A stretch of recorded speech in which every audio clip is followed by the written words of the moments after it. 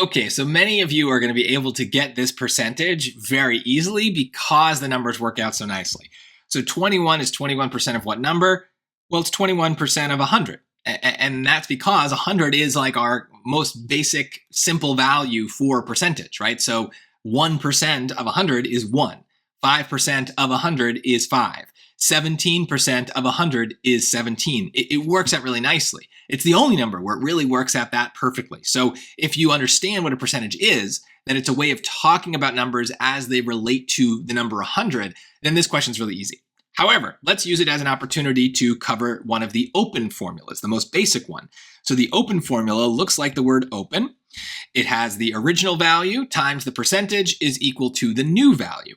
And one way we can always know what the original value is follow the word of. The of is going to tell us what the original is. Now notice here, there is no number after the of, but there's a what, and what is math code for X. So that's the thing. We don't know the original value. We do know the percentage, and we know that 21 must be the new value. The only other thing, though, is when we put that percentage into this formula, we have to put it in as a decimal. So this is another kind of math skill you just need to be really comfortable with, is converting the percentage as we talk about it to a decimal version. That just means divide it by 100 or move the decimal point 2 spaces, right? So instead of 21, it becomes 0.21. That's basic math. You need to know how to do that.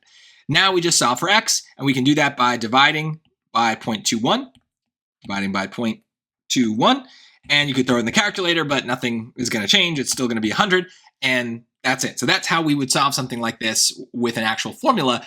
And the reason we might need to do that is if we had any other number besides 100 as our base, as our original, this would have been hard to do. So we need the formula in a lot of cases because percentages are not intuitive.